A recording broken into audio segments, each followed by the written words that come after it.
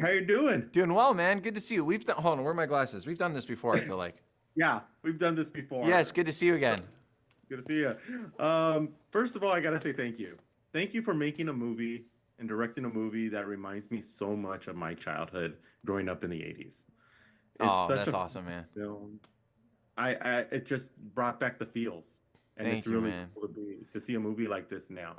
What was it like to direct it, and what was the process in getting behind the camera and really bringing out the story? I mean, I honestly, exactly what you just said was what motivated me the whole time because I was a kid then, and I was a kid in the '90s, and growing up, getting to go to the movie theater with my dad was some of my most special experiences ever. Getting a big popcorn and a bunch of crunch and a soda, and watching these movies that had something for me in it and had something for my dad in it were some of my favorite memories, and that's exactly what we built here. Was an event family movie that people can go see this Halloween, a spooky event-filled family movie where the parents will relate to Mel Gibson and his character, and the kids will relate to the kids in the movie. And it was just it was a wonderful experience. But kind of those sentimental places in my mind were really the things that motivated me, as well as the major theme, which is evil only wins when good men do nothing, and that is very much challenged in this film. And those things really kept me going through the whole thing and kept the gas in the tank. Yeah, and I agree with you completely because I don't think there's films like this as much anymore. Like, No.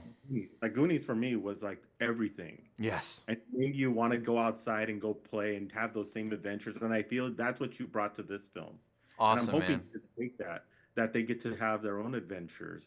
This cast, putting together this cast and working with this cast, what was it like for you? A dream come true. I mean, I grew up watching Mel Gibson films and the films that he directed. I've studied him, so to get to work with him was such a blast, and to get to work with all these up and comers, starting with Mason Thames. You know, his success with Black Phone, and now he's Hiccup in How to Train Your Dragon, the live action franchise. Getting to work with him as he's up and coming was such a joy. And then Noah Cottrell and Abby Witherspoon and Julian Lerner, Lilah Pate, all of it has just been lovely because they're so talented, and I just can't wait for people to see them. And I think being an actor and then moving to director kind of has its advantages, especially to Certainly. getting out of the talent out of your actors. What have you experienced now? Because this is I believe this is your second time directing, Yeah. correct? Yep. Yeah. Taking those experiences now, how do you push that, and how do you get the most out of your actors now since you've been on now both sides? Yeah. Yeah, growing up an actor has definitely been a strength and an advantage, and I've brought a lot of that to the table, especially with kid actors. I've experienced a lot. I've been doing this for 26 years now, and I've experienced the good, the bad, and the ugly, especially with kid actors. So really, the best thing you could do as a director with kid actors is create a culture or an environment where they feel safe to do their job. And ultimately, I think the best analogy is to create a sports atmosphere, because sports aren't life or death, and you can push someone to do well in a sport to a certain degree, and you can encourage certain things with a sport. So for me, that is what I really try to create is, first and foremost, a safe culture and atmosphere so that way they don't have undue or unnecessary pressure, and then that sports atmosphere. So a lot of that starts with talking to the crew when the kids aren't there and going, hey guys, this is a kid's set. This is a kid's atmosphere. Let's watch our language. Let's watch our behavior. You don't know this, but they soak in absolutely everything going on. So let's treat this like your children were here, or there was a niece or a nephew around, and let's try to have that level of respect for the kids, because we don't want this to be a bad memory for them. We want it to be a good memory for them. And then it's just about, you know, talking them in a way that they can understand the note and communicating with them effectively. And I've done that a lot. On the other side, as a kid actor, I've been given things where I didn't understand or it was hard to understand. And a lot of that stems from giving, the solution a lot of times is giving them the power to feel like they can ask questions. So they don't feel like they just have to be a kid pleasing their parent. It's more about, hey, if you don't understand this, you have the right to ask for clarification, and I want you to do that and take power in that. So it really was a fun experience for all of us. Yeah, and how fun is it to actually work and actually direct in practical in environments, practical, because there's so much CGI backgrounds and now with all this tech, but this brings it back to that old school type of feel. How was it like to do that and develop within an actual space? I love it, man, because I grew up in this business. I've spent so much time on sets that when I get on set, that was the difference with me and a lot of directors that maybe are coming up or just coming out of film school is like, I've lived and breathed the set. There's no fear there. Like, I feel at home there because I know how it works. I know how everything functions. So to me, there's such a familiarity when I step onto a set because I've lived it. So it kind of is my happy place to a degree. And I love the chaos because as it gets more and more chaotic, I know that I can see the solutions because I've been in those freaking situations before. So I get kind of a high on it because the more chaotic it gets, like the more focused I get, ready to get it done, man. Yeah, and then in a movie like this, it really does come off the screen. 'Cause I think you built a great environment, you used all your tools, and it really comes off, and it really just brings you into the story. Oh, thank you, man.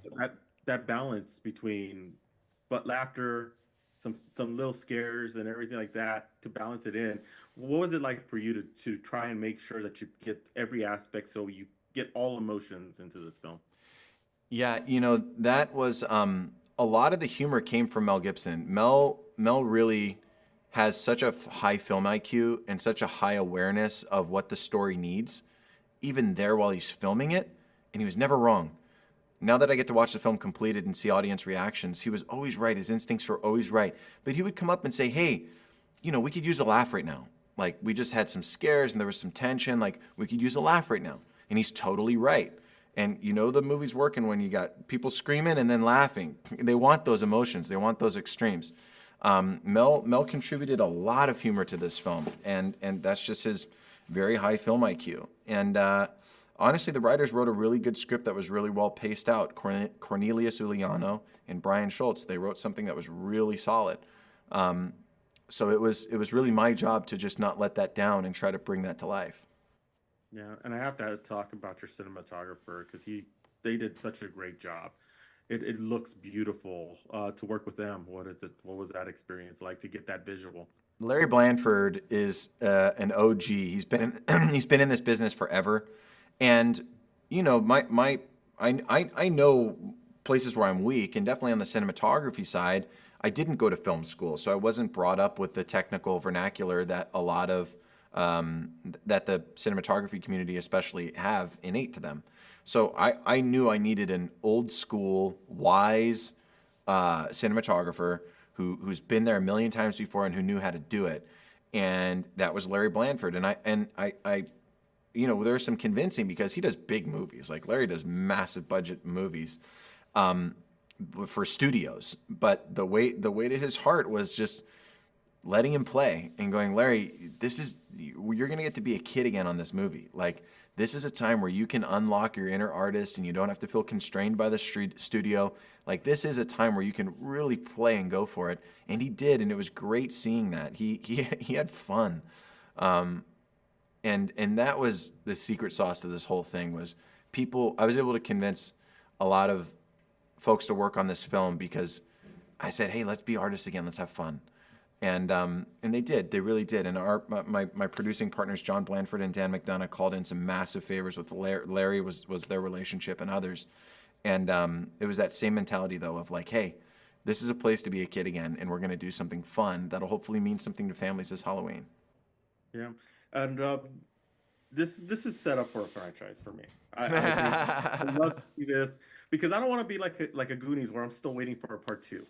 This one could be like part 2. If you get a chance to come back and revisit this, what are you hoping that we see next without giving away any spoilers? Oh yeah, we have lots of ideas because this could be a potential monster universe. So I'm excited to continue the stories with Mel, with his past, with what happened in his past, and then with Noah's next chapter in life. There's still stories to tell, and we talk about it for sure. Definitely, there's a monster universe out there we're hoping to tap into. Awesome. And I got to literally, since it is Halloween season, any plans for you and your kids and what you guys are gonna do? Oh yeah, we got to figure that out. We always dress them up as something. I'm sure we'll do something for it. I don't know what yet, but it honestly, there's so much going on in life I haven't even thought about it. But we always do something. We'll do something fun. David, as always, thank you so much for stopping with us. Thank you again.